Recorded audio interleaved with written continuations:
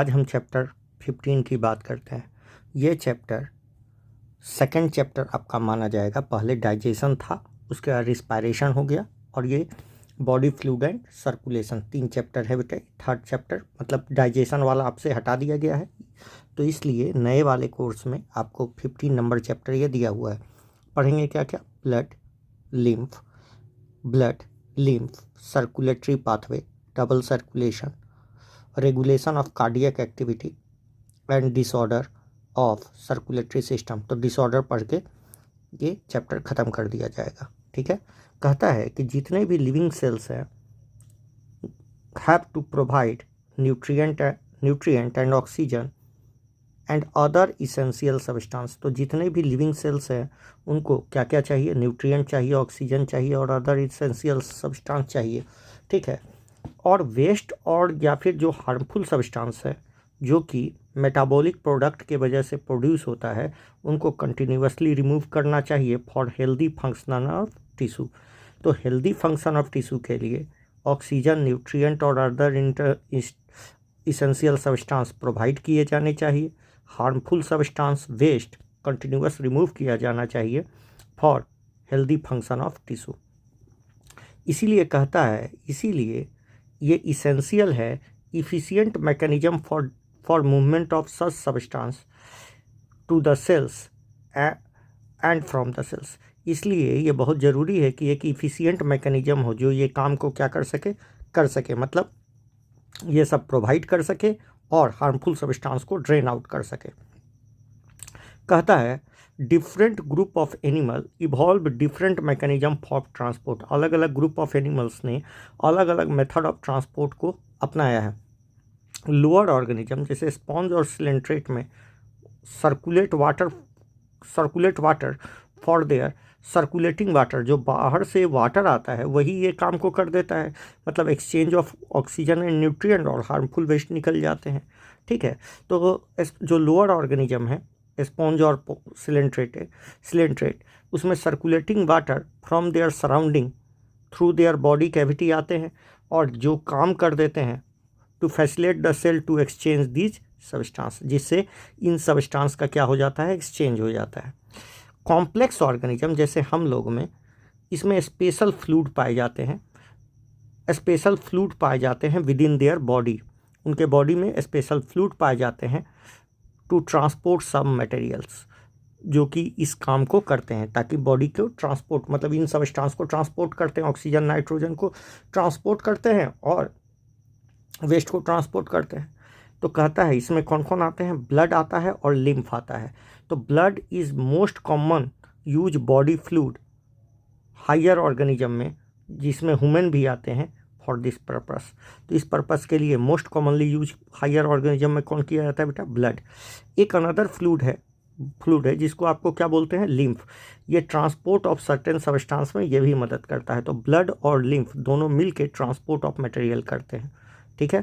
तो कहता है इन दिस चैप्टर हम पढ़ेंगे composition and properties of blood और लिम्फ। लिम्फ का दूसरा नाम टिश्यू फ्लूइड भी है। ठीक है। तो पहले हम पढ़ेंगे ब्लड और लिम्फ का कंपोजिशन, प्रॉपर्टीज। ठीक है। उसके बाद हम पढ़ेंगे mechanism of circulation of blood. ठीक है।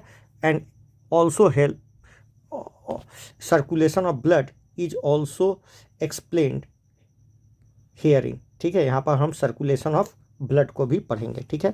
कहता है ब्लड क्या है? ब्लड ये स्पेशल फ्लूइड कनेक्टिव टिश्यू है। ये बात जान लीजिए, फ्लूइड कनेक्टिव टिश्यू है जिसमें फाइबर्स नहीं होते। ठीक है। तो ये स्पेशल कनेक्टिव टिश्यू है। इसमें एक मैट्रिक्स होता है, प्लाज्मा एंड फॉर्म एलिमेंट। तो इसमें क्या क्या होता है बेटा?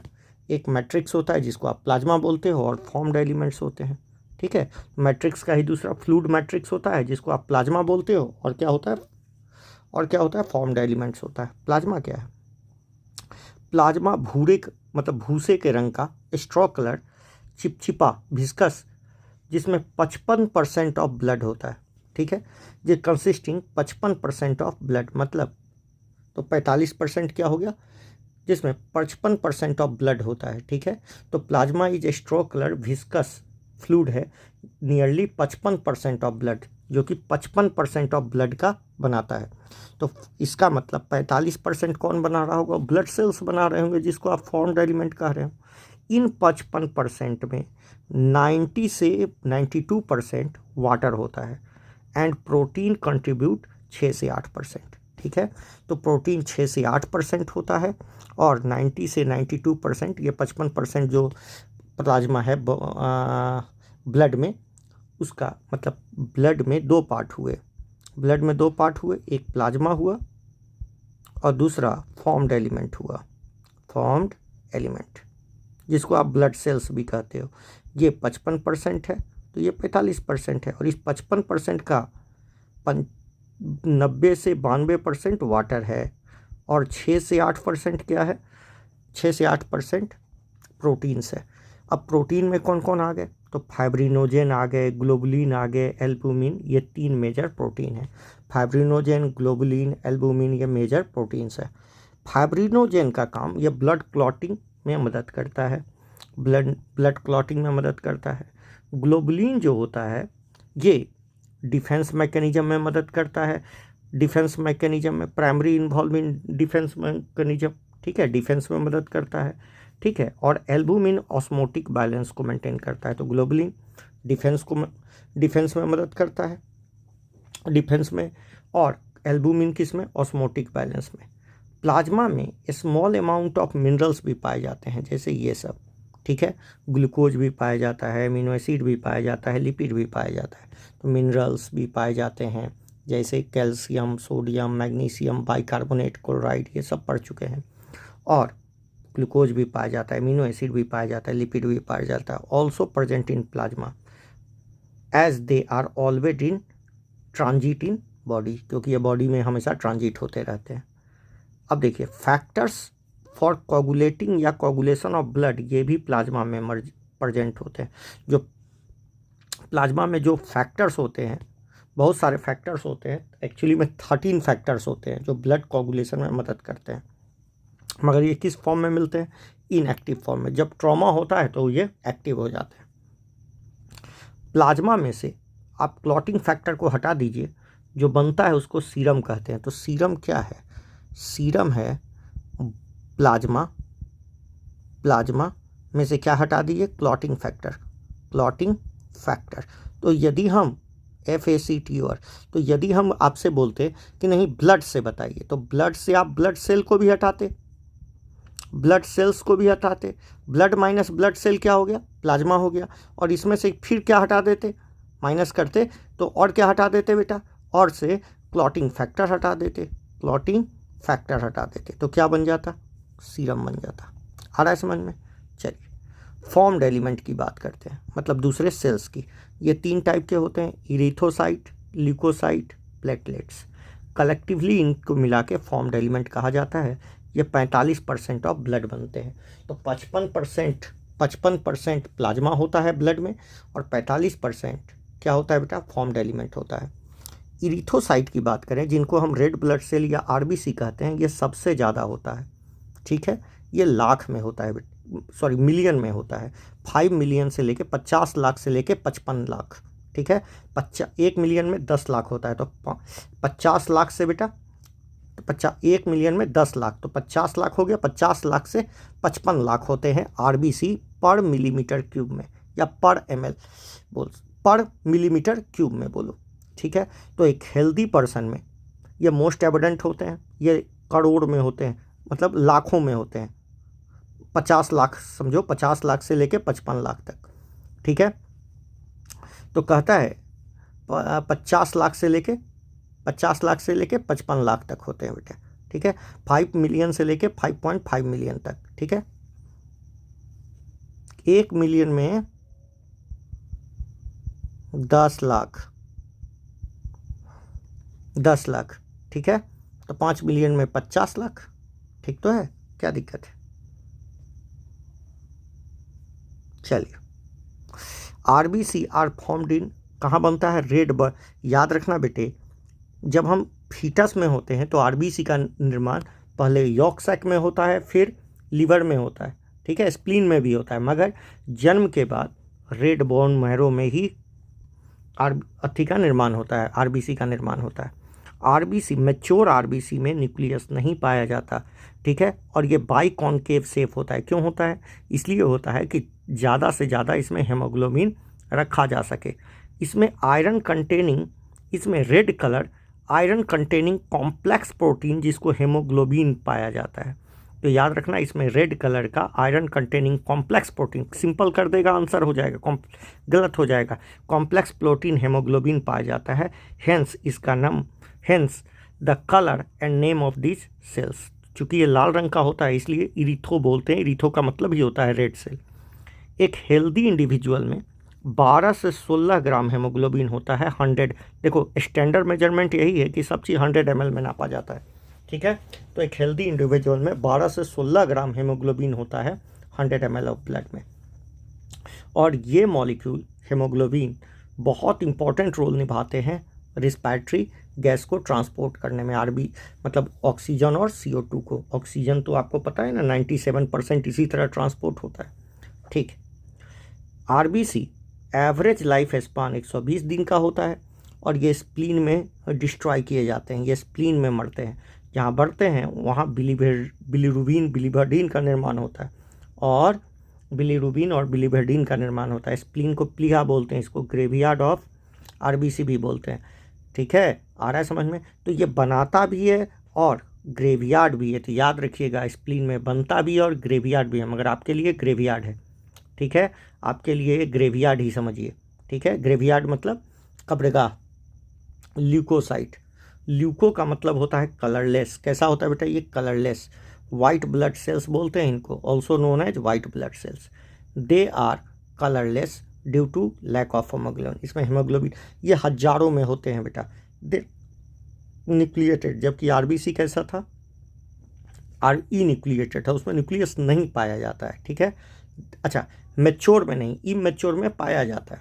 अच्छा, कहता है and are relatively lesser number 6000 से लेके 8000 मिलीमीटर क्यूब, ठीक है, या पर मिलीमीटर क्यूब, ठीक है, ऑफ द ब्लड पाया जाता है। याद रहेगा। ल्यूकोसाइट, अब ये दो टाइप के होते हैं बेटा। ल्यूकोसाइट का शॉर्ट लिव्ड होता है। सबसे शॉर्ट लिव्ड कौन होता है? ल्यूकोसाइट, ठीक है। अच्छा, इसमें दो मेन कैटेगरी होते हैं WBC के, ग्रे न्यूक्लियोसाइड्स और ए ग्रे न्यूक्लियोसाइड्स। अच्छा, ग्रे न्यूक्लियोसाइड्स मतलब इनमें ग्रेनुल्स पाया जाएगा। ए ग्रे न्यूक्लियोसाइड्स मतलब इसमें ग्रेनुल्स नहीं पाया जाएगा। Neutrophils, eosinophils, basophils. सबसे ज़्यादा कौन सा ल्यूकोसाइड पाया जाता है? तो न्यूट्रोफिल्स पाया जाता है, जबकि ये are different type of grey nucleosides. उसी तरह अच्छा, ल्यूकोसाइड जितने भी होते हैं ये शॉर्ट लिव्ड होते हैं, बहुत कम समय के लिए जिंदा रहते हैं। ये बात आपको याद रखना होगा, ठीक है। आरबीसी तो लगभग 3 महीना तक जिंदा रहता है, 4 महीना तक। 120 3 महीना का 30 दिन का महीना पड़े तो महीना माने तो 4 महीना तक एक आरबीसी जिंदा रहता है, ठीक है, मगर ये शॉर्ट लिव्ड होता है। और ग्रे न्यूक्लियोसाइड्स में कौन कौन आ गए? ग्रे न्यूक्लियोसाइड्स में न्यूट्रोफिल्स, इओसिनोफिल्स और बेसोफिल्स, ठीक है। न्यूट्रोफिल्स का लाइफ स्पान बहुत ज़्यादा होता है बेटा। इओसिनोफिल्स एसिडिक, जब आपको कोई चीज़ का इन्फेक्शन होता है तो इओसिनोफिल्स, ठीक है, आपके शरीर में बढ़ जाता है। और बेसोफिल्स बेसिक कलर, ये इओसिनोफिल मतलब ये एसिडिक नेचर का, एसिड से कलर्ड होता है, ये बेसिक डाई से कलर्ड होता है, ठीक है, ग्रे न्यूक्लियोसाइड से। जबकि लिम्फोसाइट और मोनोसाइट्स ये ए ग्रे न्यूक्लियोसाइड से, ठीक है।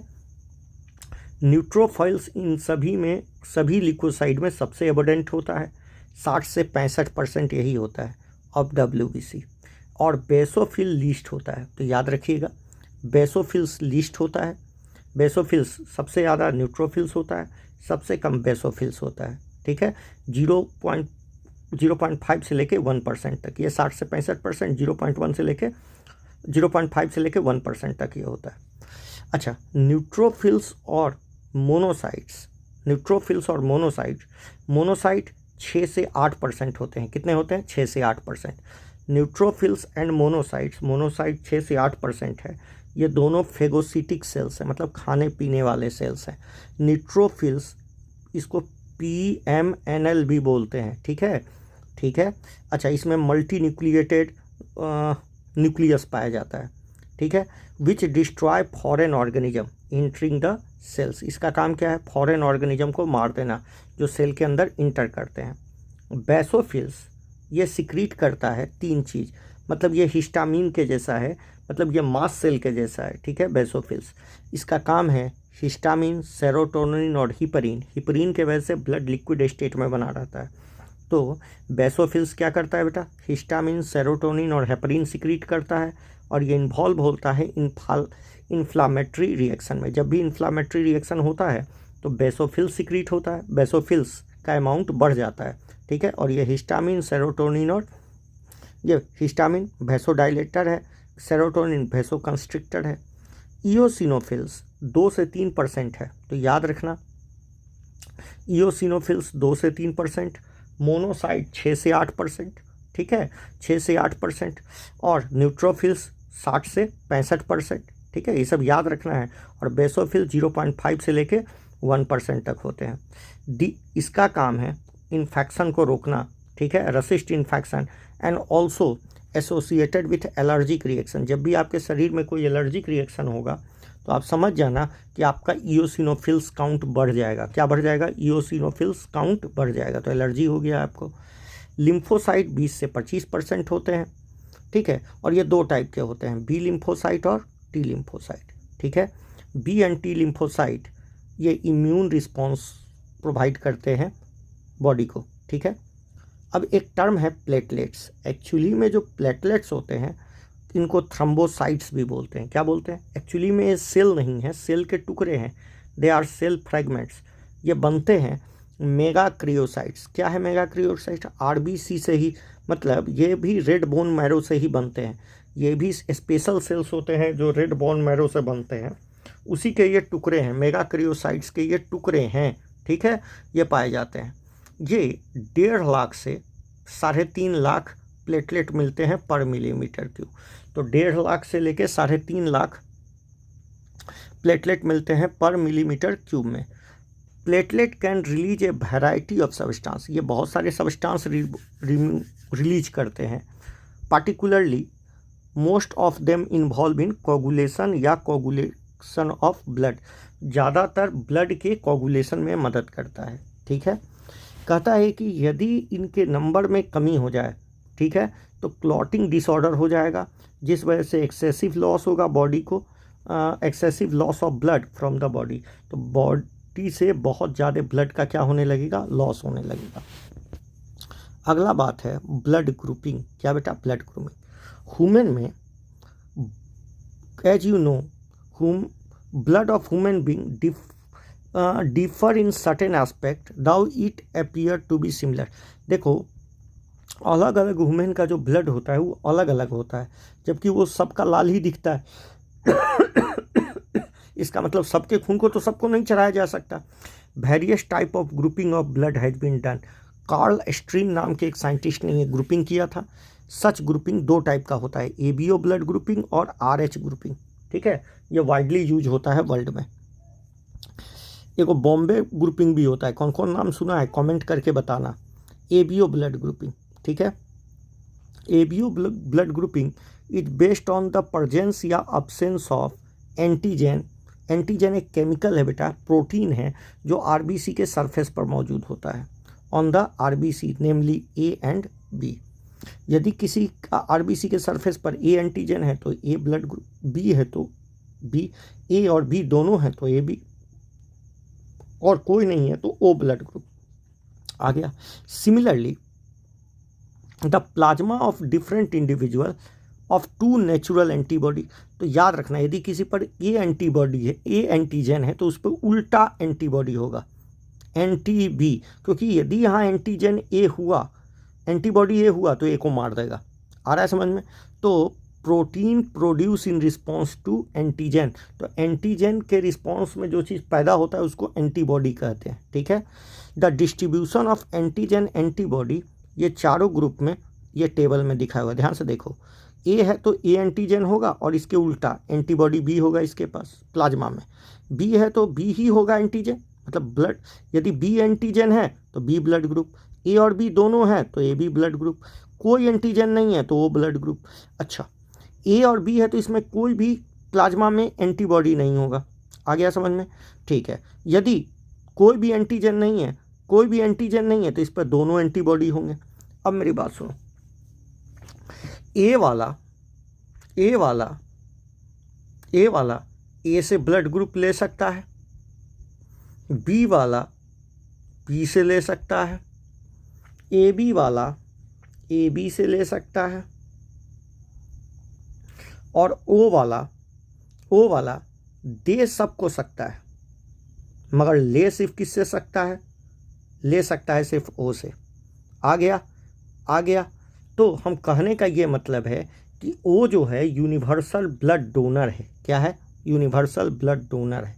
ठीक है। अब मान लीजिए आप ए को बी नहीं चढ़ा सकते क्योंकि इसके पास क्या है? एंटीजन ए है, मार देगा एंटीबॉडी को। ठीक है, तो बी वाला आप चढ़ा नहीं सकते हैं। ठीक है, तो आप ए चढ़ाइए या वो चढ़ाइए जिसमें कोई एंटीबॉडी, ए चढ़ाइए या वो चढ़ाइए, इसके पास एंटीजन ए है। आ रहा समझ में? एंटीजन इसके ऊपर ए है, तो आप इसमें वो चढ़ाइए जिसके पास क्या नहीं है। बोलिए क्या नहीं है?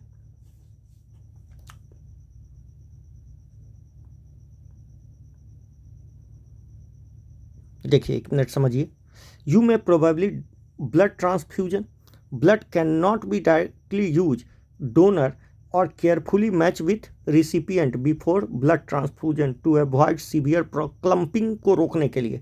यदि मान लीजिए ए को हमने बी चढ़ा दिया तो ब्लड क्या हो जाएगा? क्लम्पिंग हो जाएगा। ठीक है, ब्लड डिस्ट्रॉय होने लगेगा।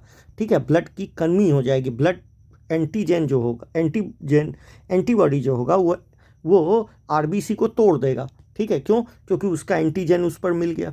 इस वजह से ब्लड क्लम्पिंग हो जाएगा, ब्लड डिस्ट्रॉय हो जाएगा। ठीक है, आपका ट्रांसफ्यूजन सक्सेसफुल नहीं माना जाएगा।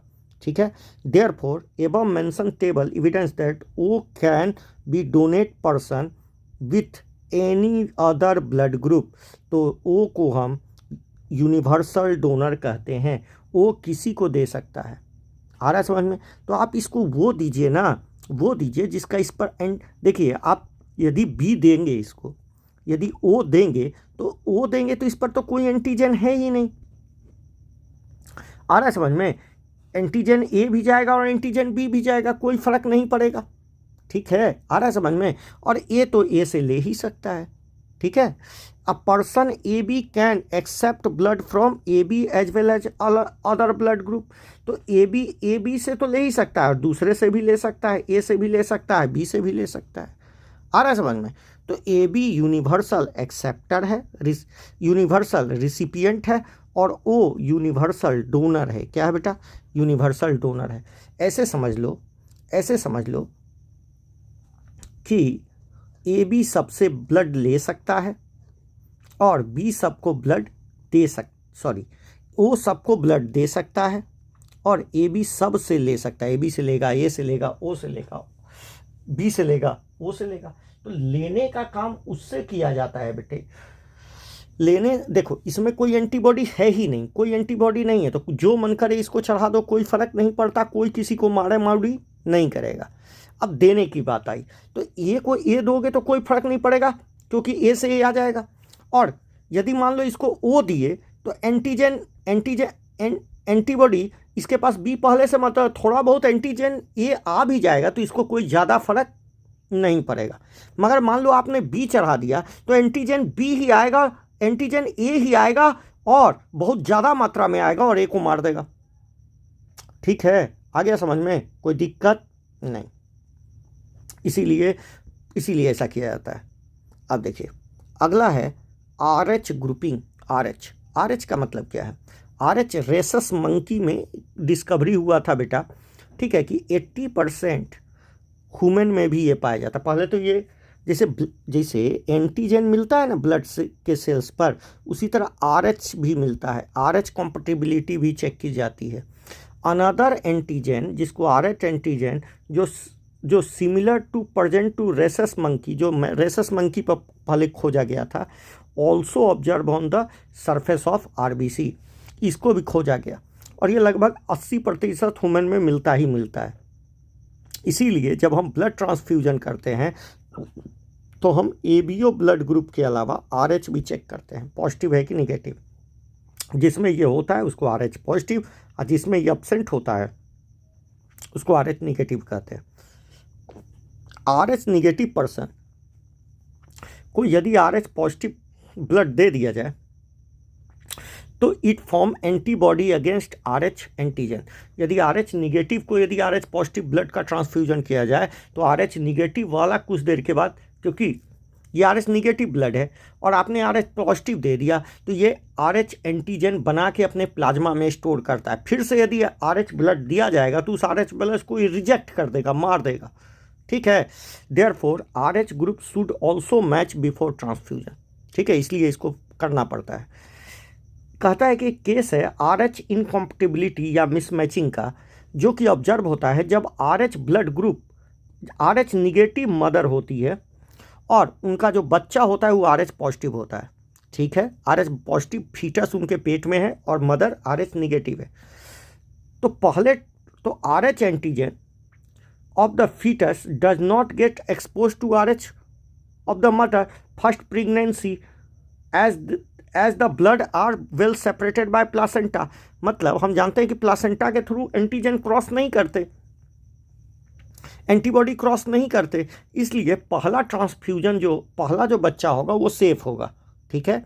अब देखो ध्यान से, RH एंटीजन का बच्चा है, RH निगेटिव एंटीजन का RH पॉजिटिव बच्चा है और RH निगेटिव क्या है, मम्मी है, ठीक है। RH निगेटिव मम्मी है और RH पॉजिटिव बच्चा है। तो पहला क्या हुआ, जब बच्चा पहला बाहर आया तो हो सकता है कि कुछ ब्लड वेसल टूटा हो और मम्मा के उसके पेट में क्या चला गया हो, उसके RH पॉजिटिव वाला ब्लड चला गया हो। अब इस मम्मा का जो उसका ब्लड होगा वो पहले से ही क्या बना के रख लेगा, हाँ, एंटीबॉडी बना के रख लेगा, किसके जगह, RH पॉजिटिव के जगह। RH पॉजिटिव के लिए पहले से ही क्या बना के रखेगा, एंटीबॉडी बना के रखेगा। अब क्या होगा, during the delivery of first child there is possibility to exposure of maternal blood to a small amount of RH positive blood of foetus. समझ में आ गया, फीटस से एक्सप्लोज हो गया। तब क्या होगा, in such case mother start preparing antibody against RH antigen in their body, ठीक है। In case of second subsequent pregnancy, अगले प्रेगनेंसी में यदि RH एंटीबॉडी, ध्यान से सुनना, RH antibody from mother leak into the blood of किसका, RH positive. बच्चा फिर से क्या हुआ, RH पॉजिटिव हुआ, तो इस बच्चे को डिस्ट्रॉय कर देगा, ठीक, उसके फीटस के हेमोग्लोबिन को डिस्ट्रॉय करना शुरू कर देगा, RBC को, और ये फेटल होगा फीटस के लिए और सीवियर एनीमिया काउज करेगा, jaundice in the body cause करेगा, ठीक है, क्योंकि उसके RBC को ख़त्म करेगा। इसी कंडीशन को इरिथोब्लास्टिस फीटालिस बोलते हैं, इरिथोब्लास्टोसिस फीटालिस बोलते हैं। इससे बचने के लिए हम क्या करते हैं, पहले बेबी होने के बाद RH एंटीबॉडी मदर को दे देते हैं, ठीक है, immediately after delivery of first child. तो डिलीवरी ऑफ फर्स्ट चाइल्ड के बाद हम बच्चे को क्या मदर को क्या दे देते हैं बेटा, RH एंटीबॉडी दे दिया जाता है, ठीक है। आइए, कहता है कोगुलेशन ऑफ ब्लड का थक्का जमना, ठीक है, ब्लड का थक्का जमना। तो ये कैस्केड इफेक्ट है बेटा, ठीक है। देखिए बताते हैं, as you know you cut finger hurt yourself, wound does not continue to bleed long time or stop flowing after some time, what do you know why। कहता है कि जब आपका हाथ कटता है तो बहुत ज़्यादा समय तक खून नहीं बहता है, वो थोड़ी देर के बाद बहना बंद हो जाता है, ऐसा क्यों। ब्लड एग्जिबिट कोगुलेशन या clotting in response to injury या ट्रॉमा। तो ब्लड में कोगुलेशन या कोगुलेटिंग होता है जब इंजरी या ट्रॉमा होता है। ये मैकेनिज्म प्रिवेंट करता है excessive blood loss from the body. ये जो मैकेनिज्म है इससे बहुत ज़्यादा खून लीक करने से बॉडी से बच जाता है, ठीक है। कहता है ऑब्जर्व है डार्क, हम लोगों ने देखा है डार्क ब्राउन स्कम जहाँ पर कट या इंजुरी होता है after a period of time, वहाँ पर वो पपड़ी बन जाता है।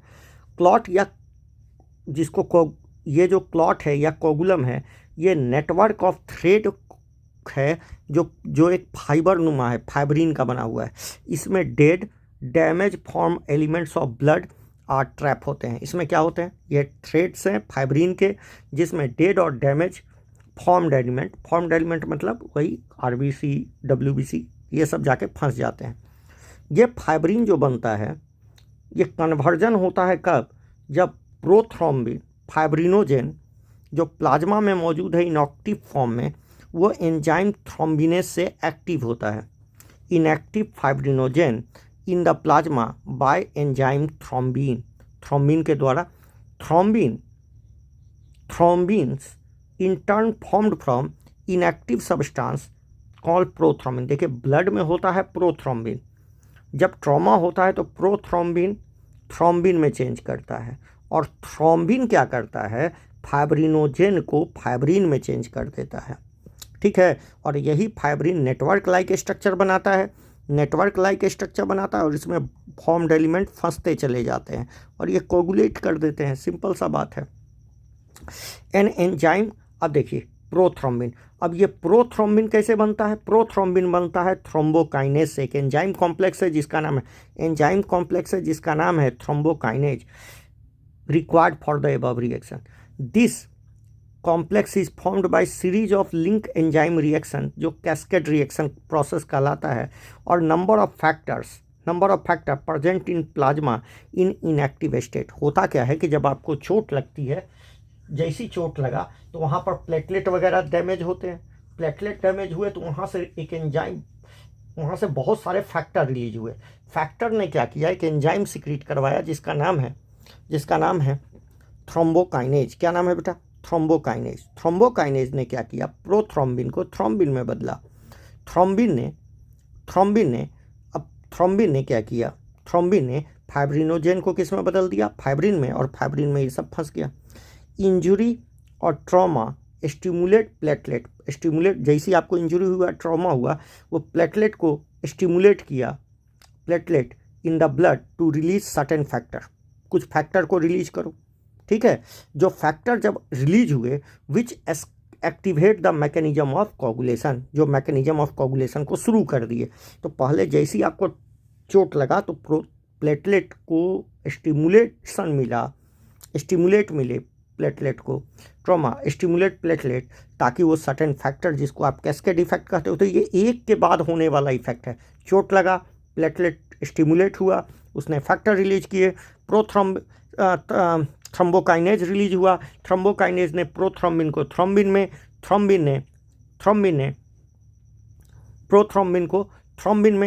ने फाइब्रिनोजेन को फाइब्रिन में चेंज कर दिया। आ गया समझ में, कोई दिक्कत नहीं। Certain factor release by the tissue at the site of injury can initiate coagulation, और कोगुलेशन में कैल्शियम आयन बहुत इंपॉर्टेंट रोल निभाता है। आ गया समझ में, तो फिर से समझ लें क्या क्या हुआ, हम फिर से बता देते हैं, ध्यान से सुनिए। चोट लगी, इंजुरी हुआ तो क्या रिलीज हुआ बताइए, प्लेटलेट ने सर्टेन फैक्टर रिलीज किया, इस फैक्टर ने एस्केलेट कर दिया कैस्केड, सर्टेन फैक्टर रिलीज किया जिस वजह से थ्रोम्बोकाइनेज एंजाइम एक्टिवेट हुआ, जो प्रोथ्रोम्बिन को थ्रोम्बिन में चेंज कर दिया। थ्रोम्बिन ने फाइब्रिनोजेन जो इनएक्टिव फॉर्म में ब्लड में मौजूद था, उसको फाइब्रिन में चेंज कर दिया। हो गया, बात खत्म। ठीक है, आ गया।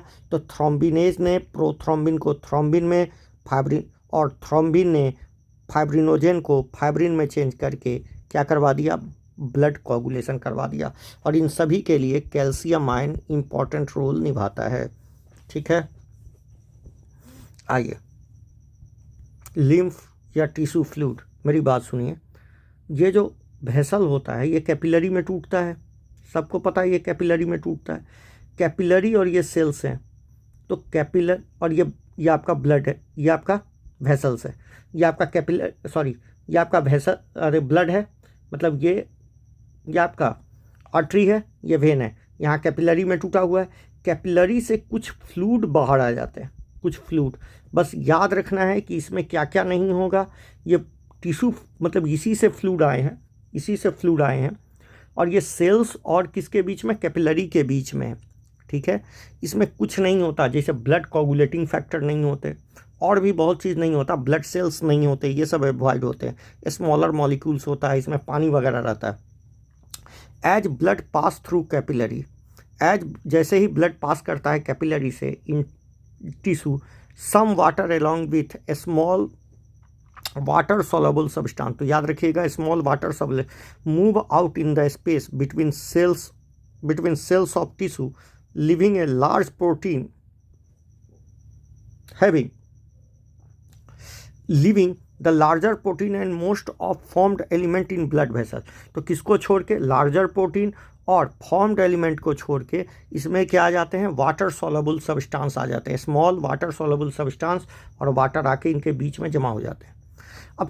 अब डायरेक्ट इनसे मटेरियल इसमें नहीं आता, पहले टिश्यू फ्लूइड में आता है, प्लस फिर जाता है सेल्स में।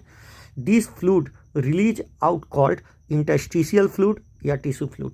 मतलब याद रखना, टिश्यू और कैपिलरी के बीच में जो फ्लूइड जमा है इसी को टिश्यू फ्लूइड कहते हैं, ठीक है।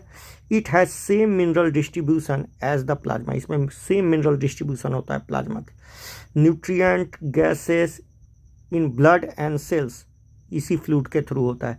तो न्यूट्रिएंट का जो एक्सचेंज होता है, न्यूट्रिएंट और गैस का एक्सचेंज इसी फ्लूइड के थ्रू होता है। ये जो होते हैं ये भी ब्लड सेल्स, ये भी एक सेल्स के द्वारा ही, मतलब ये भी कैपिलरी के द्वारा ही एब्जॉर्व करके फाइनली ब्लड में ही डाल दिए जाते हैं, और इसी को बोलते हैं लिम्फेटिक सिस्टम। क्या बोलते हैं, लिम्फेटिक। तो elaborate network of vessels called lymphatic system, ये फ्लूइड को कलेक्ट करते हैं और फाइनली ड्रेन कर देते हैं वेन में, फाइनली इसको वेन में ही डाल देते हैं ताकि ब्लड वॉल्यूम कम ना हो। These fluid present in lymphatic vessel called lymph, क्यों बोलते हैं lymph, ये जो टिश्यू फ्लूइड जब ये लिम्फेटिक वेसल में मूव करता है तो उसको कहते हैं lymph। lymph कलरलेस होता है बेटा, क्योंकि इसमें कोई फॉर्म्ड एलिमेंट नहीं होते, और इसमें स्पेशलाइज्ड क्या होता है, लिम्फोसाइट्स होते हैं जो इम्यून रिस्पॉन्स प्रोवाइड करते हैं बॉडी को, ठीक है, इम्यून रिस्पॉन्स प्रोवाइड करते हैं बॉडी को। तो लिम्फ में कलरलेस फ्लूइड होता है, इसमें स्पेशलाइज्ड लिम्फोसाइट्स होते हैं जो इम्यून रिस्पॉन्स प्रोवाइड करता है बॉडी सेल्स को। Lymph is also an important carrier of nutrient और हार्मोन, तो लिम्फ भी इम्पॉर्टेंट कैरियर है किसका, न्यूट्रिएंट और हार्मोन्स का। अच्छा, फैट जो होता है हमारे बॉडी में एब्जॉर्ब होता है, फैट और ग्लिसरॉल इसी फॉर्म से एब्जॉर्ब होता है लिम्फेटिक वेसल में ही, इन फॉर्म ऑफ लैक्टेल्स के फॉर्म में एब्जॉर्ब होता है। तो fats are absorb through lymph in the lacteals present in interstitial villi. तो इंटरस्टिशियल विलाई में लैक्टेल्स के फॉर्म में क्या होता है, लिम्फ जो होता है, ध्यान से सुनो, लिम्फ जो होता है इंटरस्टिशियल भिलाई में किस नाम से जाना जाता है, लैक्टेल्स के नाम से जाना जाता है, उसमें फैट को एब्जॉर्ब करने में मदद करता है। तो fats are absorb through lymph in lacteals, कहाँ मौजूद होता है बेटा, इंटरस्टिशियल भिलाई में। आइए सर्कुलेटरी पाथवे, अब देखते हैं बेटा सर्कुलेटरी सिस्टम, सर्कुलेटरी पाथवे। ध्यान से देखो सर्कुलेटरी पाथवे क्या है। कहता है सर्कुलेटरी पाथवे दो टाइप का होता है, ओपन या क्लोज। ओपन या फिर क्लोज बता चुके हैं। ओपन का मतलब जो आर्थ्रोपोडा और मोलस्का में पाया जाता था, मतलब ब्लड वेसल से ब्लड आया, कैपिलरी में टूटा और यहीं पर सारे सेल्स हैं, मतलब एक ओपन लेकुना में आया और वहीं से ब्लड क्या हो गया, सेल्स को मिल गया, फिर ये ब्लड कलेक्ट हुआ और फिर हार्ट के पास गया, ये हार्ट है। आ गया समझ में, इस तरह का ब्लड सर्कुलेशन, मतलब सेल्स डायरेक्ट बाथ कर दिए गए, किसमें, सेल्स डायरेक्ट बाथ कर दिए गए ब्लड में, ठीक है, वहीं से इसमें मिल गया, आपको क्या मिल गया, न्यूट्रिएंट ले लिया और अथी निकाल और हार्मफुल सब्सटेंस निकाल दिया।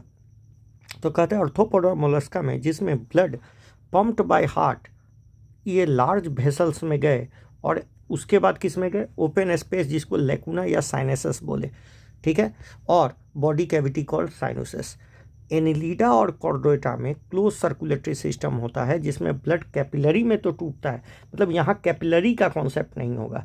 वहाँ पर क्या होता है, यहाँ क्लोज में क्या होता है, हार्ट से ब्लड निकला, ब्लड गया अरोटा में, फिर फाइन कैपिलरी में टूटा, कैपिलरी टूट के वेन बनाया, और वेन फिर लौट के किस में आ गया, हार्ट में आ गया। मतलब ब्लड डायरेक्ट कांटेक्ट में किसके नहीं आएगा, ब्लड डायरेक्ट कांटेक्ट के सेल में नहीं आएगा, ठीक है, सेल यहाँ है, मतलब अब यहाँ से टिश्यू फ्लूइड आए, टिश्यू फ्लूइड होते हुए सेल में आएगा, ठीक है। तो ब्लड कैपिलरी में यदि मूव कर रहा है, वेसल में मूव कर रहा है, तो क्लोज सर्कुलेटरी सिस्टम है, जिसमें blood pumped by heart is always circulated in close network of vessel, ठीक है, ठीक है। इन दिस, अच्छा ये ज़्यादा एडवांस है, क्यों, क्योंकि इसमें प्रेशर को मेंटेन किया जा सकता है, जबकि इसमें प्रेशर को मेंटेन नहीं किया जा सकता। This pattern is consider more advance as flow of fluid can be more precisely regulated, जिसमें हम फ्लो ऑफ ब्लड को रेगुलेट कर सकते हैं, ज़्यादा दूर तक पहुंचा सकते हैं प्रेशर को, ब्लड वेसल को पतला या मोटा करके। कहता है all vertebrate process muscular chambered heart, सारे वर्टिब्रेट में मस्कुलर चैम्बर्ड हार्ट होते हैं। फिश में 2 चैम्बर का हार्ट होता है, एक और एट्रिया और एक वेंट्रिकल। अच्छा, इसमें कैसा ब्लड, डीऑक्सीजनेटेड ब्लड पंप होता है वेंट्रिकल से। एम्फीबियंस रेप्टाइल्स किसको छोड़ के, क्रोकोडाइल में छोड़ दिया जाए तो इसमें 3 चैम्बर्ड हार्ट होते हैं, 2 एट्रिया और एक ही वेंट्रिकल, मिक्स ब्लड पंप होता है। जबकि क्रोकोडाइल, बर्ड और मैमल्स में 4 चैम्बर हार्ट होते हैं, 2 एट्रिया और वेंट्रिकल, ठीक है, इसमें डीऑक्सीजनेटेड ब्लड पंप होते हैं। Fish the heart pump deoxygenated blood, अभी बताए थे डीऑक्सीजनेटेड ब्लड होता है जो ऑक्सीजनेट हो जाता है गिल से और supply to parts of the body, जहां वो deoxygenated blood return to the heart by single circulation, मतलब एक बार गया और एक बार हार्ट में आ गया। कहता है एम्फीबिया और रेप्टाइल्स में left atrium receive deoxygenated blood, कहाँ से, गिल्स, लंग या स्किन से, और right atrium deoxygenated blood from other parts of body से रिसीव करता है। ये जो ब्लड होता है ये मिक्स करता है इन सिंगल वेंट्रिकल, ठीक है, एक ही वेंट्रिकल होता है जो मिक्स ब्लड को या incomplete double circulation mix blood को पंप करता है। जबकि बर्ड्स और मैमल्स में ऑक्सीजनेटेड और डीऑक्सीजनेटेड ब्लड लेफ्ट और राइट मतलब ऑक्सीजनेटेड लेफ्ट में और डीऑक्सीजनेटेड राइट एट्रियम में रिसीव किया जाता है। आ रहा है समझ में, और ये रिस्पेक्टिव वेंट्रिकल में जाता है। Ventricle pump out after mix without mixing, मतलब यहाँ कोई मिक्सिंग नहीं होता और ब्लड को पंप किया जाता है, मतलब डबल सर्कुलेटरी पाथवे होता है प्रेजेंट इन दीज ऑर्गेनिज्म, किसमें, बर्ड्स में और मैमल्स में। Hence these animals double circulation, human में डबल सर्कुलेटरी सिस्टम पाया जाता है। क्या है डबल सर्कुलेटरी, मतलब हार्ट बॉडी में पंप करने से पहले हार्ट में 2 बार ब्लड गुजरता है। एक बार कैसे, जैसे ये हार्ट है, इसमें 4 चैम्बर है, तो 4 चैम्बर है, तो एक बार ब्लड, मतलब ब्लड बॉडी के पार्ट से इसमें आता है, ये राइट एट्रियम है, ये वेंट्रिकल है, वेंट्रिकल से लंग में जाता है, कहाँ जाता है, लंग में, लंग से फिर रिटर्न होकर ब्लड यहाँ आता है लेफ्ट आर्ट्रिया में, फिर लेफ्ट वेंट्रिकल से ब्लड पंप कर दिया जाता है कहाँ पर, बॉडी में, ठीक है, ये बॉडी फिर से बॉडी से यहाँ गया, तो एक बार बॉडी में सप्लाई करने के लिए 2 बार हार्ट से गुजरा ब्लड, ठीक है, 2 बार हार्ट से गुजरा, इसीलिए ये डबल सर्कुलेशन है। क्लियर हो गया। ह्यूमन सर्कुलेटरी सिस्टम कहता है human circulatory system blood called blood vascular system consist में क्या होता है, एक मस्कुलर हार्ट होता है, network of close branching network vessels होते हैं, ब्लड होता है, फ्लूइड होता है, the fluid which is circulated, तो ब्लड वो फ्लूइड है जो सर्कुलेट करता है। तो फिर से सुनिए, तो human circulatory system is also called blood vascular system, जिसमें होता है blood vascular system, human circulatory system को दूसरा नाम ब्लड वास्कुलर सिस्टम भी कहते हैं, जिसमें 3 चीज़ होता है, एक मस्कुलर चैम्बर हार्ट होता है, network of close branching vessels होते हैं, और ब्लड होता है। हार्ट जो होता है ये मेसोडर्मल ऑर्गन है, ये थोरेसिक कैविटी में मौजूद होता है बिटवीन 2 लंग्स, ये स्लाइटली लेफ्ट लंग की ओर झुका होता है और ये बंद मुट्ठी की तरह होता है। Heart double walled membranes bag से प्रोटेक्टेड होता है डबल वाल मेम्ब्रेनस बैग से, जिसको पेरिकार्डियम कहते हैं। इसके अंदर में पेरिकार्डियल फ्लूइड होता है जो हार्ट को प्रोटेक्ट करने का काम करता है। हमारे हार्ट में 4 चैम्बर होता है। 2 अपर चैम्बर को क्या बोलते हैं? एट्रिया बोलते हैं, और दूसरा लोअर चैम्बर को, तो 2 ऊपर स्मॉलर चैम्बर होता है जिसको एट्रिया बोलते हैं, नीचे वाला 2 लार्जर चैम्बर होता है जिसको वेंट्रिकल कहते हैं। एक thin muscular flap call inter atrial septum जो सेपरेट करता है राइट और लेफ्ट एट्रिया को, और thick walled inter ventricular septum जो सेपरेट करता है लेफ्ट एंड राइट वेंट्रिकल को। Atrium and ventricle of same side are also separated by thick membranous thick membranous, बहुत मोटे मेम्ब्रेनस फाइब्रस टिश्यू जिसको कहते हैं आर्टियो वेंट्रिकुलर सेप्टम। आ रहा है समझ में? फिर से सुनिए। हमने कहा कि ऑरिकल सेपरेटेड होता है, लेफ्ट और राइट एट्रिया या ऑरिकल सेपरेटेड होता है इंटर एट्रियल सेप्टम से, ठीक है। थीन मस्कुलर इंटर एट्रियल सेप्टम से सेपरेटेड होता है, जबकि वेंट्रिकल सेपरेटेड होता है thick walled inter ventricular septum से। और एट्रिया और वेंट्रिकल ऑफ सेम साइड ये भी सेपरेटेड होता है मेम्ब्रेनस टिश्यू से जिसको बोलते हैं आर्टियो वेंट्रिकुलर सेप्टम, ठीक है। However each of the septa provide with opening through which 2 chamber of same side are connected. तो हर एक जो सेप्टा होता है इसमें एक ओपनिंग होता है जिससे दोनों चैम्बर क्या होते हैं? ऑरिकल और वेंट्रिकल कनेक्टेड होते हैं। एट्रियम और वेंट्रिकल कनेक्टेड होते हैं। Opening of right and left ventricle is guarded by valve called या मस्कुलर फ्लैप कॉल्ड कप्स। तो राइट और लेफ्ट के बीच में जो होता है उसको ट्राइकप्सिड valve कहते हैं, जबकि बाइकप्सिड valve या मिट्रल valve कहते हैं जो लेफ्ट एट्रिकल और लेफ्ट वेंट्रिकल को गार्ड करता है। तो राइट वाले में 3 और लेफ्ट वाले में 2, ठीक है। मिट्रल valve बाइकप्सिड का नाम है और ट्राइकप्सिड का नाम ट्राइकप्सिड है, ठीक है। कप्स का मतलब होता है बेटा पॉकेट, इस तरह का पॉकेट होता है, ऐसा 3 कप का वाला पॉकेट, ठीक है, यहाँ पर होता है। आ रहा है समझ में?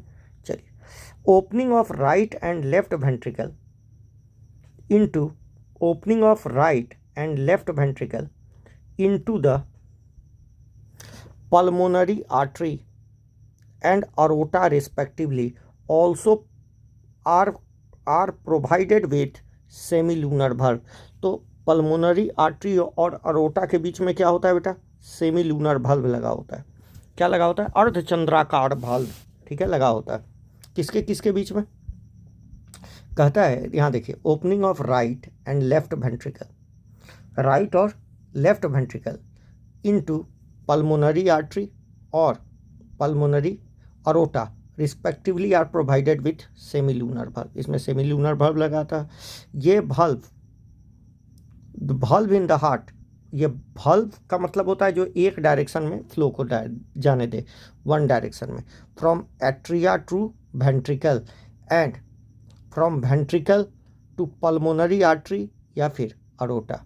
आ रहा है समझ में? पल्मोनरी आर्टरी नहीं या फिर अरोटा। तो वेंट्रिकल valve का एक ही काम है कि वो एक ही डायरेक्शन में क्या करेगा? फ्लो करने देगा। These valve prevent back flow को रोकता है। इंटायर हार्ट कार्डियक मसल का बना होता है, ये स्पेशल मसल होते हैं, ठीक है, इसमें कभी फैटिक नहीं होता। तो entire heart is made of cardiac muscle. Wall of ventricle thicker होता है एट्रिया से। Specialised musculature called nodal tissue specialised musculature called nodal tissue distributed होता है पूरे हार्ट में, जो क्या करता है? इम्पल्स को जनरेट करता है, इम्पल्स को सेंड करता है और जनरेट करता है, ठीक है। एक patch of this tissue present in right upper corner of right atrium called sino atrial node SAN, ठीक है, ऐसे नोड बोलते हैं, इसी को पेस मेकर बोलते हैं। Another mass of tissue just seen lower left corner of right atrium. तो lower left corner of right atrium में सिचुएटेड होता है जिसको क्लोज टू आर्टियो ventricular septum called AVN node, AV node, ठीक है, एवीएन नोड, ठीक है, एंट्रियो वेंट्रिकुलर नोड। अब इसी एट्रियो वेंट्रिकुलर नोड से बहुत सारे नोडल फाइबर्स निकलते हैं। ए bundle of nodal fibres RTO ventricular node, RTO ventricular continue from AVN Passage through, ये पास करता है आर्टियो वेंट्रिकुलर सेप्टा से और emerges on top of inter ventricular septum, ठीक है, और बाद में ये डिवाइड करके राइट और लेफ्ट बंडल का निर्माण करता है, ठीक है। दीज ब्रांचेज गिव राइट, इससे माइन्यूट फाइबर्स निकलते हैं, through out the ventricular muscles में ये फैल जाते हैं रिस्पेक्टिव साइड में, ठीक है, इनको मिला के पुरकुंजे फाइबर्स बोलते हैं, ठीक है। कहता है द नोडल मस्कुलेचर है इनका, ये जो नोडल मस्कुलेचर है इनका काम है एक्शन पोटेंशियल जनरेट करना, मतलब इम्पल्स जनरेट करना, विदाउट एनी एक्सटर्नल सिग्नल, इनको कोई सिग्नल की ज़रूरत नहीं है, खुद ब खुद ऑटो एक्साइटेड होते हैं और जनरेट करते हैं सिग्नल, ठीक है। However number of action potential could be generated in a minute very at different parts of nodal system, तो ये अलग अलग नोडल पार्ट में अलग अलग सिग्नल जनरेट होता है। ऐसे generate maximum number of action potential, तो सबसे ज़्यादा कौन है एक्शन पोटेंशियल जनरेट करने वाला, ऐसे नोड 70 से 75 पर मिनट जनरेट करता है। Can be initiating and maintaining rhythmic of contractile activity, यही मेंटेन करता है कॉन्ट्रैक्टाइल एक्टिविटी ऑफ हार्ट को। देयरफॉर इसको, ऐसे नोड को ही पेसमेकर कहते हैं। हमारा हार्ट, आवर हार्ट नॉर्मली 70 से 75 टाइम पर मिनट क्या करता है, बीट मारता है, एवरेज 72 पर मिनट, ठीक है।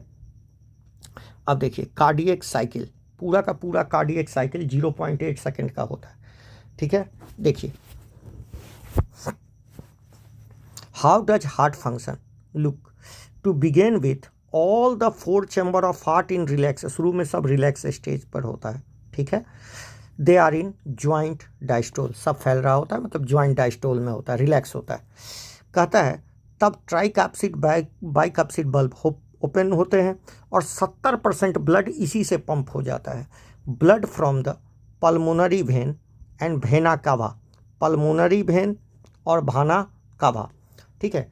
तो पल्मोनरी वेन और भाना कावा से, जो भाना कावा से कहाँ से लाया है, ब्लड लोअर लिम्ब से लाया है, ठीक है, ठीक है। तो पल्मोनरी वेन और भाना कावा flow into left and right ventricle, left और राइट वेंट्रिकल में आया और ये अपने अपने, हाँ, तो pulmonary vein and vena cava flow into left and right ventricle respectively through left and right atrium. तो ये पल्मोनरी वेन और भाना कावा ये कहाँ खुले हुए हैं, एट्रिया में खुले हुए हैं, और वहाँ से ब्लड अपने आप कहाँ आ रहा है, कहाँ आ रहा है बेटे, वो अपने अपने वेंट्रिकल में आ रहा है।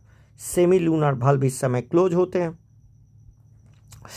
अब क्या होता है, जब 70% ब्लड गिर जाता है तब ऐसे नोड जनरेट एक्शन पोटेंशियल, ठीक है, और ये दोनों एट्रिया को तुरंत क्या कर देता है, कॉन्ट्रैक्ट कर देता है, stimulate both atria undergo simultaneous contraction, जिस वजह से आर्टियल सिस्टोल हो जाता है और बचा हुआ भी 30% ब्लड किस में आ जाता है, वेंट्रिकल में।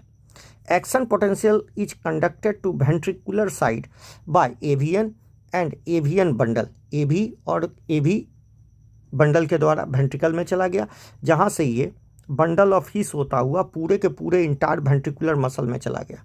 अब वेंट्रिकुलर सिस्टोल होगा, this cause ventricular muscle to contract, उसके बाद वेंट्रिकुलर सिस्टोल शुरू हो जाएगा। अब एट्रिया रिलैक्स हो गया, एट्रिया बस 1 सेकंड के लिए बीट मारा और फिर रिलैक्स, मतलब 0.7 सेकंड तक वो क्या करता है, डायस्टोल करता है। कॉन्साइडिंग विथ वेंट्रिकुलर सिस्टोल, तो वेंट्रिकुलर सिस्टोल से कॉन्साइड कर गया।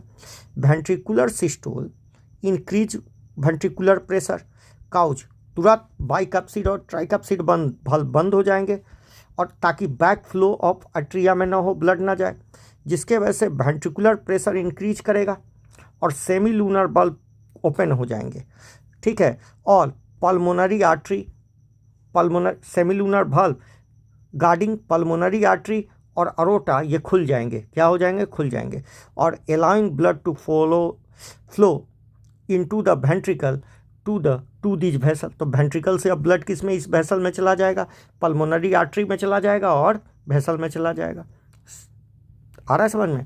अच्छा, पल्मोनरी आर्टरी में आर्टरी है बेटा, मगर इसमें अरे बाप रे बाप, ठीक है, पल्मोनरी आर्टरी और पल्मोनरी वेन में ब्लड क्या चला जाएगा बेटा, चला जाएगा, ठीक है। दीज वेंट्रिकल नाउ रिलैक्स, अब एक बार सिस्टोल हो गया, अब ये डायस्टोल करेगा, ठीक है। अभी भी वो क्या कर रहा है, ऑरिकल क्या कर रहा है, वो सिस्टोल ही कर रहा है।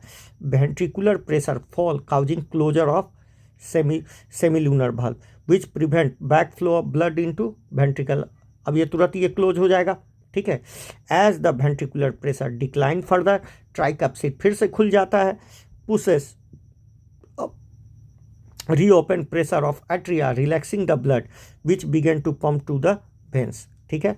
The blood now once again, उसी तरह फिर से ब्लड वेंट्रिकल में आएगा, फिर से ज्वाइंट डायस्टोल, द वेंट्रिकल और atria now in joint state as state area, joint diastole में है जैसा पहले कहा गया। सून द एसे नोड, जैसे कि SA node generate a new action potential, फिर से ये इवेंट स्टार्ट होगा और ये प्रोसेस कंटिन्यू चलता रहेगा। आ रहा है समझ में? The sequential event in the heart which is cyclic repetition is called cardiac cycle. इसमें क्या हुआ, सिस्टोल हुआ, डायस्टोल हुआ और बोथ आर्टरिया एंड वेंट्रिकल, ठीक है। कहता है एज मेंशन अर्लियर, जैसा कि पहले बताया गया है, heart 72 time per minute beat मारता है, ठीक है। If any cardiac cycle perform per minute, that many cardiac cycle from this it could be deduce that duration of cardiac cycle कितना होता है, 0.8 सेकेंड का, टोटल कितना होता है बेटा, 0.1 सेकेंड का, ठीक है। ड्यूरिंग कार्डियक साइकिल, हर एक कार्डियक साइकिल में 70 ml ब्लड फ्लो करता है, इसको हम स्टॉक वॉल्यूम कहते हैं। स्टॉक वॉल्यूम जब हम हार्ट रेट से मल्टीप्लाई कर देते हैं, number of beat per minute, तो हमको कार्डियक आउटपुट मिलता है। तो कार्डियक आउटपुट मतलब stroke volume into heart rate, और ये लगभग 5 लीटर आता है। कितना लीटर आता है, मतलब body has ability to alter stroke volume, body stroke volume को बदल सकता है, कैसे, रेट को बदल के, as well as heart rate. तो स्टॉक वॉल्यूम भी बदल जाएगा, स्टॉक वॉल्यूम बदल जाएगा जब हार्ट रेट बदल जाएगा, देयरफॉर कार्डियक आउटपुट भी बदल जाता है। For example cardiac output for athlete much higher than ordinary person, ठीक है। Cardiac cycle has 2 prominent, cardiac cycle में आप 2 प्रोमिनेंट साउंड, और भी साउंड होते हैं मगर हम 2 प्रोमिनेंट साउंड सुनते हैं, are produce which can easily hear in stethoscope. ऐसे और भी साउंड होते हैं मगर प्रोमिनेंट 2 साउंड होता है। First heart sound is lub associated with closure of tricuspid, ठीक है, एंड बाइकास्पिड बॉल, जबकि सेकंड जो हाई साउंड होता है जो एसोसिएटेड होता है क्लोजर ऑफ सेमिलूनर valve, ठीक है। तो क्लोजर ऑफ सेमिलूनर valve से जो एसोसिएटेड होता है वो कौन होता है, वो होता है बेटा सेकंड डब, ठीक है। और इसका क्लिनिकल डायग्नोसिस में इस्तेमाल करते हैं। क्लियर हो गया? कहता है इलेक्ट्रोकार्डियोग्राफ, ठीक है, ईसीजी जिसको आप बोलते हो। अच्छा, इसी को इलेक्ट्रोकार्डियोग्राफ भी बोलते हैं, कार्डियोग्राम भी बोलते हैं, ठीक है। आ गया समझ में? इलेक्ट्रोकार्डियोग्राम, यदि हम इसको ग्राफ पर पेपर मशीन पर ले लिए तो इसको ग्राफ बोलते हैं, ठीक है। देखिए इधर, you have probably seen with hospital television A monitoring machine, voltage इसमें ये सब साइन दिखाई जाता है। दिस टाइप ऑफ मशीन, ये मशीन का नाम है इलेक्ट्रोकार्डियोग्राफ, ठीक है, ठीक है। एंड यूज टू ऑब्टेन, हम इसमें क्या प्राप्त करते हैं, इलेक्ट्रोकार्डियोग्राफ। तो मशीन का नाम है इलेक्ट्रोकार्डियोग्राफ और इसमें मिलता है इलेक्ट्रोकार्डियोग्राम, ठीक है। मतलब जो हमको रिजल्ट मिलता है, जो पेपर मिलता है, उसको इलेक्ट्रोकार्डियोग्राम बोलते हैं, ठीक है। ECG is graphical representation of electrical signal of heart during a cardiac cycle. तो यहाँ डेफिनेशन दिया गया है कि ईसीजी क्या है, ग्राफिकल रिप्रेजेंटेशन है। तो जो ग्राफिकल रिप्रेजेंटेशन है उसको क्या बोलोगे, इलेक्ट्रोकार्डियोग्राम, और जो मशीन है उसको क्या बोलोगे, इलेक्ट्रोकार्डियोग्राफ, ठीक है। टू ऑब्टेन ईसीजी 3 गो लेड लगाते हैं बेटा। A patient is connected with machine, और इसमें 3 इलेक्ट्रिकल लेड लगाया जाता है। एक लगाया जाता है to each wrist, 1 to each wrist and to the left anklet और लेफ्ट एंकलेट। तो 1 टू ईच रिस्ट, एक एक 3 लीड लगाते हैं, एक एक दोनों हाथ में रिस्ट पर, और एक वो एंकलेट पर, लेफ्ट एंकलेट पर लगाते हैं, ठीक है, राइट कर देगा गलती हो जाएगा, लेफ्ट एंकलेट पे लगाते हैं एंड कंटिन्यू, और उसके हार्ट एक्टिविटी को कंटिन्यूसली मॉनिटर करते हैं। ए detail evaluation of heart function, for detail evaluation of heart function multiple lead को चेस्ट पर लगाया जाता है, ठीक है, और ज़्यादा डिटेल में देखने के लिए और ज़्यादा लीड लगा देते हैं, ठीक है। हेयर हम यहाँ पर स्टैंडर्ड ईसीजी की बात करेंगे। The peak of ECG identify with a letter P2T, मतलब यहाँ पर जो ईसीजी को आइडेंटिफाई किया जाता है with letter P22 corresponding electrical activity of heart. जैसे P किसको बताता है, ये डीपोलराइजेशन ऑफ, देखिए P wave represent electrical excitation of atria, atria का एक्साइटेशन को बताता है, मतलब डीपोलराइजेशन को बताता है, सिस्टोल को बताता है, ठीक है, which lead to contraction of both atria, ठीक है। तो contraction of which lead to contraction of both atria, तो P बताता है कॉन्ट्रैक्शन ऑफ आर्ट्रिया। याद रखना है इसमें आर्ट्रिया का डायस्टोल नहीं दिखाया जाता है, बस ये बात हम बता दिए। तो QRS रिप्रेजेंट डीपोलराइजेशन ऑफ किसका, वेंट्रिकल, तो वेंट्रिकल का सिस्टोल दिखाया गया, ठीक है। आइए QRS देखिए, QRS किसको बताया गया, ये देखिए ये क्या है, एट्रियल का ज्वाइंट डायस्टोल, ठीक है, एट्रियल का सिस्टोल, एट्रियल का सिस्टोल, ठीक है, एक्साइटेशन या depolarization. QRS report depolarization of which initiate ventricular contraction, ठीक है। Contraction start shortly, contraction start shortly after Q, तो Q के थोड़ा बाद में क्या शुरू होता है, कॉन्ट्रैक्शन स्टार्ट होता है। Mark the beginning of systole, ठीक है, उसके बाद सिस्टोल शुरू हो जाता है, ठीक है। तो कॉन्ट्रैक्शन होता है बेटा, कॉन्ट्रैक्शन को ही तो सिस्टोल बोलते हो। और T वेव रिप्रेजेंट करता है इसका डीपोलराइजेशन, क्या मतलब रिपोलराइजेशन मतलब सिस्टोल, ठीक है। तो याद रखना यहाँ पर क्या है, सिस्टोल है, यहाँ पर डायस्टोल है। तो T wave represent return of ventricle from excited to normal state. End of T wave, जब T खत्म हो जाता है तो हम फिर से कहते हैं mark the end of systole, इसका सिस्टोल खत्म हो गया।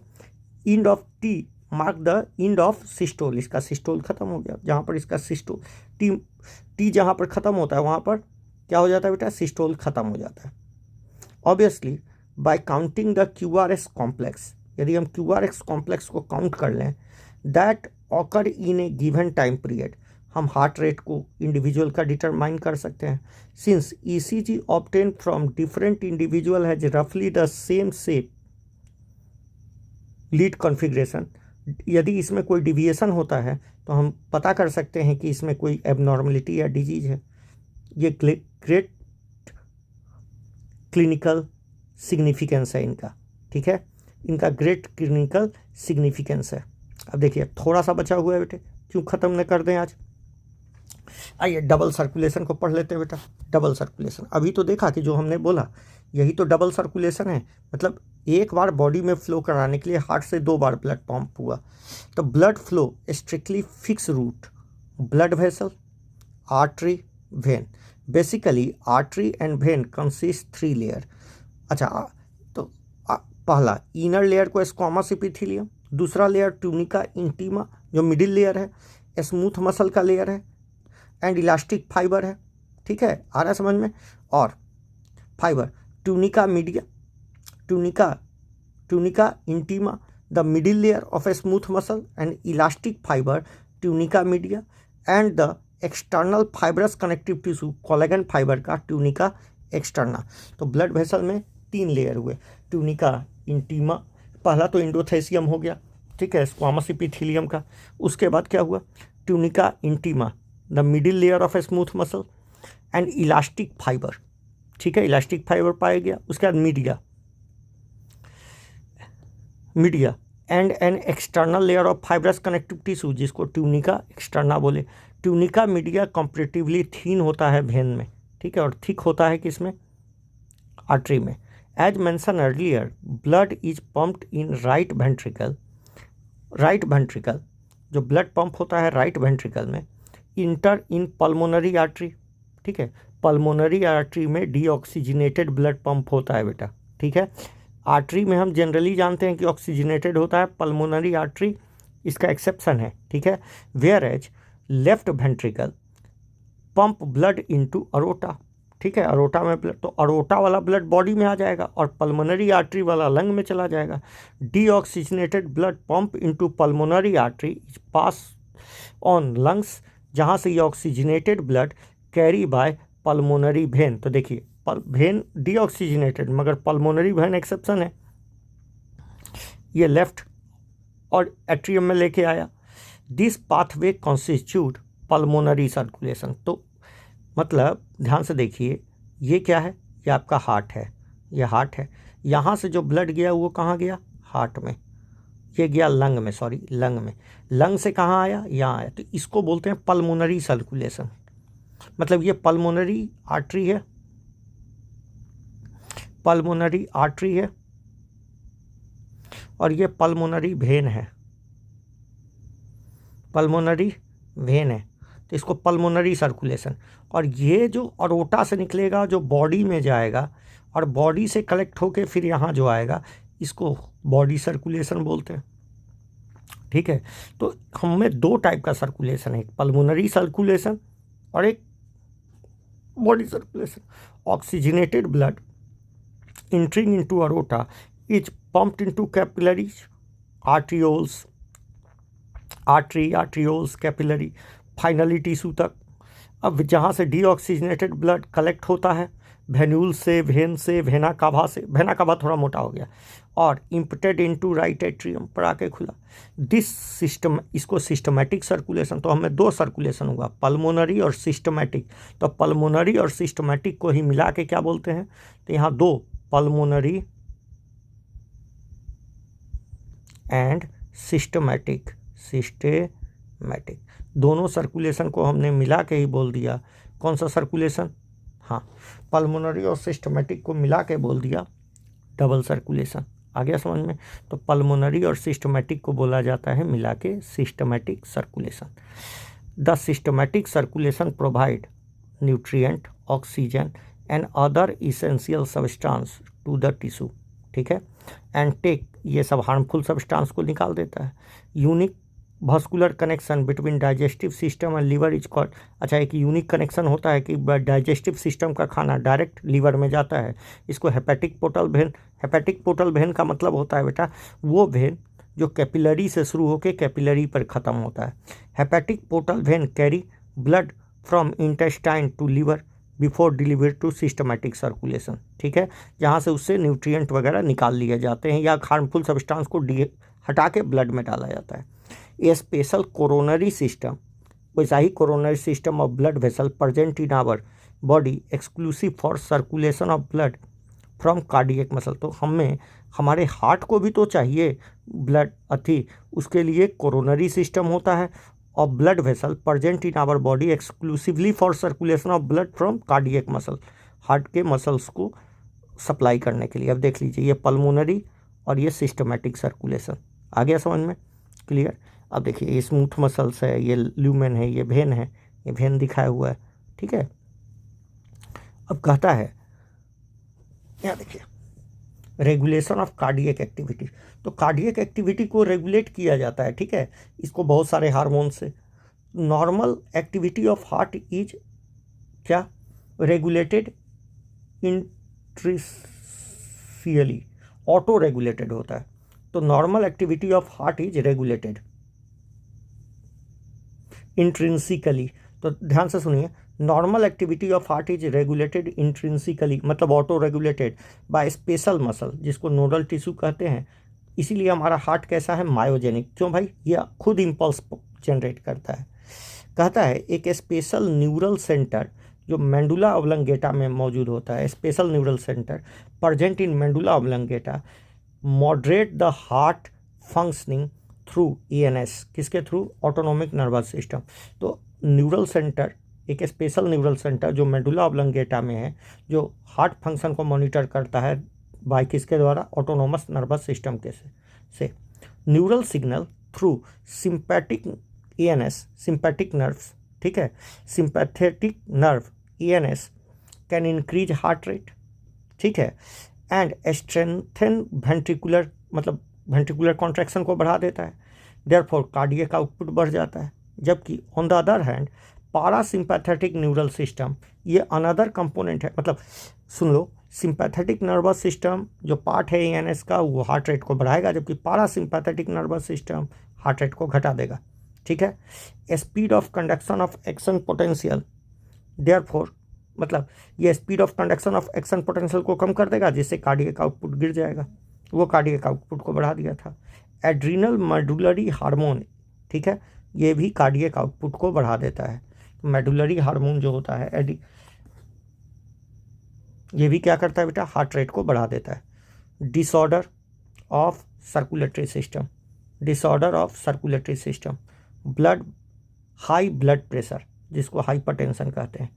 हाइपरटेंशन इज टर्म फॉर यदि नॉर्मल का 120/80 होता है, blood pressure higher than 120/80, this 120 का मतलब होता है ये सिस्टोलिक प्रेशर है और पंपिंग प्रेशर है, जबकि 80 का मतलब ये डायस्टोलिक या रेस्टिंग प्रेशर है। If repeated check of blood pressure 140/90 आ रहा है और हाइयर आ रहा है तो इसका मतलब वो हाइपरटेंशन में है। तो blood pressure lead to heart disease और ये वाइटल ऑर्गन जैसे ब्रेन और किडनी को अफेक्ट करेंगे।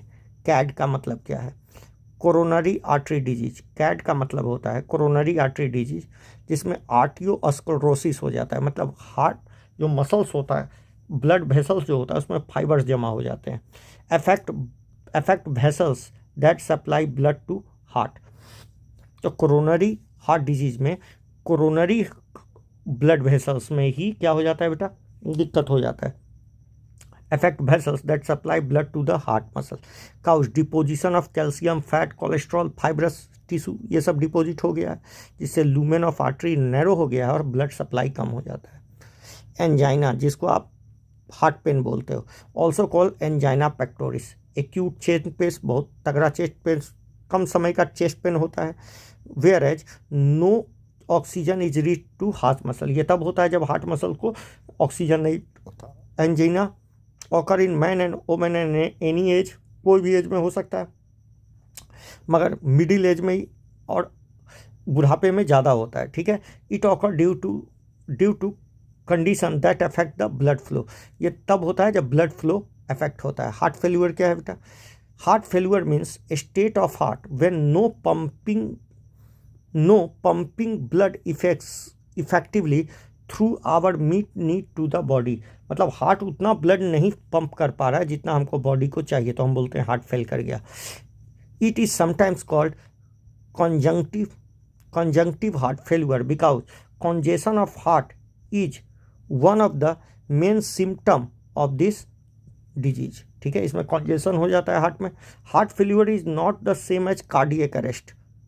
ठीक है, व्हेन हार्ट कार्डियक अरेस्ट का मतलब हार्ट बीट रुक गया, ठीक है, हार्ट स्टॉप बीटिंग। ठीक है, और हार्ट अटैक, ठीक है, when heart muscle suddenly damage और इनएडुकेट ब्लड सप्लाई। तो हार्ट ये सेम नहीं होता है बेटा। हार्ट फेल्यूर का मतलब होता है हार्ट अटैक, हार्ट फेल्यूर का मतलब हार्ट आपके ब्लड बॉडी के डिमांड को पूरा नहीं कर पा रहा है, और हार्ट अटैक का मतलब होता है, हार्ट अटैक का मतलब हुआ जब हार्ट मसल सडनली डैमेज हो गया और इनएडुकेट, किस कारण से, क्योंकि उसमें ब्लड सप्लाई नहीं हो रहा है। आइए समरी पढ़ लेते हैं बेटा, थोड़ा सा है समरी, इतना सा ही समरी है। देखिए इसमें कुछ है नहीं। Vertebrate circulate blood fluid connective tissue, ये पढ़ा चुके। अच्छा, transport essential substance to the very another fluid, lymph होता है तो ब्लड और लिम्फ पाया जाता है, ये सब पढ़ा दिया बेटा। इसमें कुछ है नहीं, ठीक है, इसमें कुछ है नहीं, तो आप देख लीजिए, इसमें कुछ है नहीं इसलिए हम नहीं बता रहे हैं।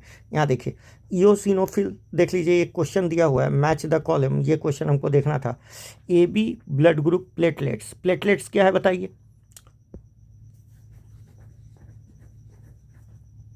प्लेटलेट्स क्या करते हैं बेटा। अच्छा, RBC का काम क्या है, गैस ट्रांसपोर्ट में मदद करता है, तो ये हो गया। इयोसिनोफिल्स कोगुलेशन, रेसिस्ट इन्फेक्शन, ठीक है। तो सिस्टोल क्या है, सिस्टोल क्या है, सिस्टोल कॉन्ट्रैक्शन ऑफ हार्ट को सिस्टोल बोलते हैं। प्लेटलेट्स क्या है, प्लेटलेट्स कोगुलेशन में मदद करता है, ठीक है। AB ब्लड ग्रुप क्या है, AB ब्लड ग्रुप। इयोसिनोफिल्स क्या है, इयोसिनोफिल्स क्या है, रेसिस्ट इन्फेक्शन, ठीक है। और ये ए बी ब्लड ग्रुप क्या है, यूनिवर्सल रिसिपिएंट है। ठीक है, तो इस तरीक़ा से ये क्वेश्चन हो गया आपका। ठीक है, तो आप बढ़िया से पढ़ाई कर रहे हैं बेटे, हमको जितना हो रहा है हम कोशिश कर रहे हैं कि आपका सब चीज़ ख़त्म हो जाए। Thank you.